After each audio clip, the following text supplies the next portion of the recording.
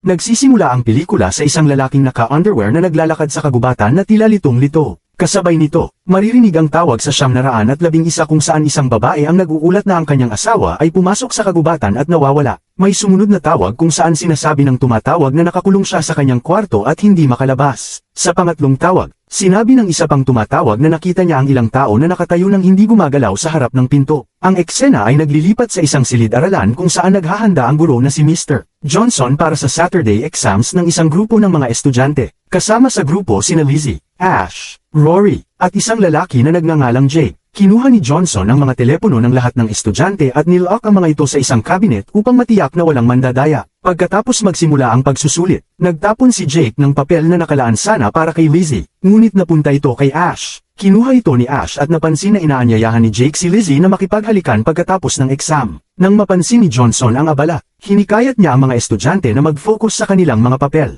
Makalipas ang ilang sandali, ang mga teleponong nasa cabinet ay nagsimulang mag-ring ng sunod-sunod, na nagdudulot ng pagkagambala sa exam hall. Nakakatanggap din ng tawag si Johnson, at kitang-kita ang pag-aalala sa kanyang mukha sa narinig. Iniwan niya si Rory upang bantayan ang iba pang mga estudyante at bigla ang lumabas ng silid. Lumipas ang ilang oras ngunit hindi pa rin bumabalik si Johnson. Patuloy ding nagre-ring ang mga telepono sa cabinet na nagpapaalala sa mga estudyante. Nang hindi na matiis ni Jake, bumangon siya at tinangkang buksan ang cabinet. Habang sinasaway siya ni Rory, biglang narinig ng lahat ang anunsyo sa speaker na iniutos sa mga estudyante na i-lock ang kanilang sarili sa silid-aralan at huwag aalis. Halatang kinakabahan ang nag-aanunsyo, na nagdulot ng mas matinding takot sa lahat. Bamaling ang mga estudyante sa radyo upang malaman kung ano ang nangyayari sa labas. Narinig nila ang ilang nakakabahalang balita na may isang bagay na bumagsak sa mundo at sinusubukan ng militar na alamin ito. Ilang sandali pa, nakarinig sila ng mga putok ng baril mula sa labas, at biglang may patay na ibon na bumagsak sa bintana ng silid-aralan. Sa takot, binasag ng grupo ang cabinet upang makuha ang kanilang mga telepono at nakita ang maraming missed calls at text mula sa kanilang mga pamilya. Sa mga oras na ito, nagsimulang makaranas si Ash ng mga kakaibang ilusyon at lumabas ng silid-aralan, na sinundan ng kanyang mga kaibigan. Labis silang nagulat nang makita nilang walang tao sa pasilyo, wala ni isang guro o estudyante. Sa kanilang paglakad, nakatagpo sila ng isang kakaibang pintuan na nakaharang sa buong pasilyo. Nang magtapon sila ng mga bagay dito, agad itong hinihigop ng pintuan. Natakot ang lahat, ngunit naging curious si Ash at iminungkahi na subukan nilang pasukin ito upang malaman kung saan ito papunta. Ang kanyang mungkahi ay ikinagulat ng iba kaya't agad silang umalis mula roon. Gayunpaman, patuloy na nakatingin si Ash sa misteryosong pintuan at tila naaakit dito. Papasok na sana siya nang biglang lumapit si Lizzie at hinayla siya palayo. Ngunit, maling ininterpret ni Ash ang intensyon ni Lizzie at biglang hinalikan siya, na nakita ni Jake. Naging galit si Jake dahil sa paghawak ni Ash sa kanyang kasintahan. Kaya't nagkaroon ng mainit na pagtatalo sa pagitan nila. Sa kanilang pagtatalo, hindi sinasadyang naitulak ni Ash si Jake patungo sa pintuan, na humigop sa kanya at pati na rin si Rory na nasa malapit. Dahil sa matinding pagsisisi, pumasok si Ash sa portal. Naiwan si Lizzie mag-isa sa pasilyo. Sunod na ipinakita ang mga eksena ng lungsod na ngayon ay tuluyang desyerto matapos maglaho ang milyon-milyong tao. Ibinabalita ng isang reporter na habang marami ang nawala, may ilan ding mirakulong nakabalik mula sa pintuan. Sinusubukan ng mga siyentipiko na maintindihan ang mga nangyayari, kaya't binuo nila ang Project Knockers. Nagpadala sila ng mga voluntaryo sa misteryosong pintuan upang magulat ng kanilang karanasan pagbalik. Sa susunod na eksena, nakikilala natin ang tatlong voluntaryo, magkasintahang sina Vince at Becky. Kasama ang kaibigan nilang si Patrick. Sinabihan silang maaari lamang silang manatili sa likod ng pinto sa loob ng 12 minuto. Dahil kapag lumampas sila, baka kontrolin sila ng pintuan. Agad na dumating ang trio sa isang bahay habang suot ang spacesuit at nakita nila ang misteryosong pintuan. Habang papalapit, nakarinig sila ng kakaibang tunog mula sa loob. Sa pagpasok, natagpuan nila ang sarili sa isang malaking bahay na may tatlong pintuang nakaayos sa isang spherical na pattern. Nagmungkahi si Becky na maghiwa-hiwalay sila upang magsaliksik at makakuha ng impormasyon. Makikita si Patrick na nag-e-eksplora ng kakaibang lugar at nag-uulat sa kanyang mga nakatataas. Narinig niya ang tunog ng umiiyak na tao at sinundan ito. Di nagtagal, natagpuan niya ang isang silid kung saan may babaeng nakahiga sa kama, napapalibutan ng mga bulaklak. Iniulat ni Patrick ang natuklasan at tinanong ang pangalan ng babae. Sumagot ito na ang pangalan niya ay Rose at pinagalitan siya sa paglimot.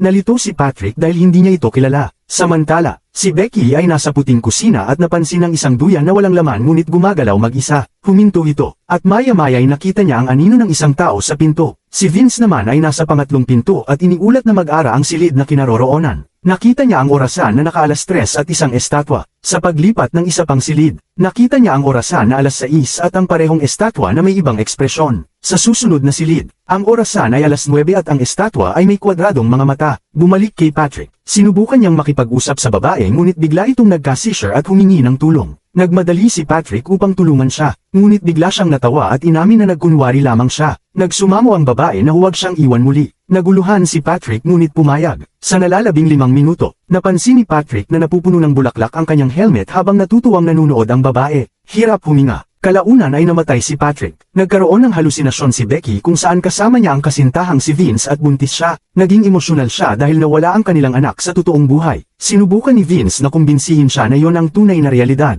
Ngunit tumanggi si Becky at binaril siya gamit ang phaser gun. Sa ibang banda, sinusubukan ni Vince makatakas ngunit nakita ang sarili sa isang silid kasama ang 2 kopya ng sarili. Nagkaroon sila ng pagtatalo kung sino ang tunay na Vince. Sa nakakatakot na twist, pinalitan ng mga kopya ang kanyang damit kaya hindi na siya makilala. Ilang sandali, dumating si Becky sa parehong silid at naguluhan sa mga Vinces. Sinubukang kumbinsihin siya ng bawat isa na siya ang tunay na Vince. Sa pagkairita, binaril niya ang isa na naka-winter clothes sa gitna ng tag-init. Subalit, hindi pa rin siya sigurado sa natitirang 2. Kaya tinanong niya sila tungkol sa kanilang mga buhay. Sa huli, nakilala niya ang tunay na Vince ngunit bigla siyang nakontrol at nabaril ito. Nabagabag siya ng matinding pagsisisi kaya't nagpasya siyang wakasan din ang kanyang buhay. Sa susunod na eksena, makikilala natin ang siyentipikong si Jamal Adkins na nakikinig ng balita sa radyo. Ibinabalita na kalahati ng populasyon ng mundo ay nawala dahil sa pintuan. Napag-alaman natin na nabigo ang Project Knockers dahil halos lahat ng voluntaryo ay hindi nakabalik. Pinapayuhan ng publiko na agad na tumawag sa pulis at i-report ang anumang sightings ng pintuan. Pagkatapos nito, pinatay ni Jamal ang radyo at nagpunta sa isang kagubatan. Dumating siya sa isa sa mga misteryosong pinto at nag-set up ng kanyang kagamitan upang makipag-ugnayan dito. Sa ilang pagtatangka, sumagot ang pintuan. Ikinagulat ni Jamal. Alam ng pintuan ang lahat tungkol kay Jamal, pati ang kanyang pangalan at social security number. Nagsimula siyang magtanong at tumugon naman ang pintuan ng magiliw. Tinawag pa siyang kaibigan. Tinatanong ni Jamal kung saan galing ang pintuan at ano ang layunin nito. Sabi ng pintuan na galing ito sa isang advanced na sibilisasyon at nandito upang pag-aralan ang mga tao at i-archive ang kanilang pagkatao. Makaraan ng ilang sandali,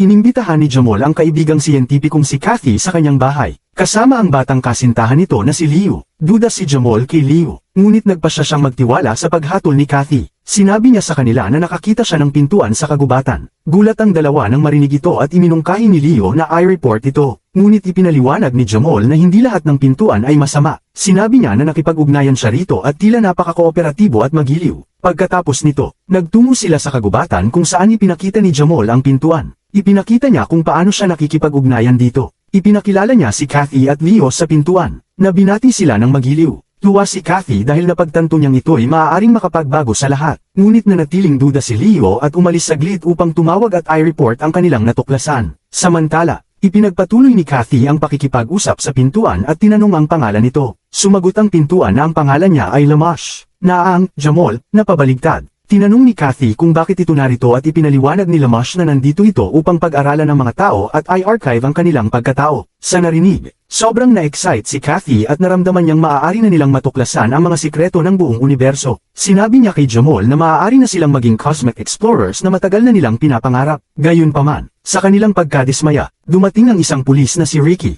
na kaibigan pala ni Leo. Agad niyang itinutok ang baril kay Kathy at inutusan siyang lumayo sa pintuan dahil maaaring delikado ito. Pagkatapos, inaresto niya si Jamal dahil sa pakikipag-ugnayan sa pintuan sa halip na i-report ito. Nalabag sa batas. Nang tanungin ni Ricky ang pangalan ni Jamal, sumagot ang pintuan sa halip at sinabi na siya si Jamal, na ikinagulat ng pulis dahil ngayon lang siya nakakita ng pintuang nagsasalita. Bago pa maproseso ni Ricky ang nangyari, hinampas siya ni Kathy ng sanga, at aksidente niyang nabaril at napatay si Leo. Sa pagkasindak, itinutok ng pulis ang baril kay Jamal at sinubukang barilin ito, kaya nakiusap ang siyentipiko kay Lamash na tulungan siya. Bilang tugon, napasailalim ng hipnotismo ang pulis, dahilan upang mabaril niya ang kanyang sarili hanggang sa mamatay. Parehong naduraj sina Kathy at Jamal sa nangyari ngunit nakaramdam din ng ginhawa sa kaligtasan. Tinawag silang, mga kaibigan, ng pintuan at sinabi na oras na upang sila ay ma-refresh. Sa sandaling yon, napansin nila ang maraming celestial objects na bumabagsak mula sa langit at sila'y naging excited.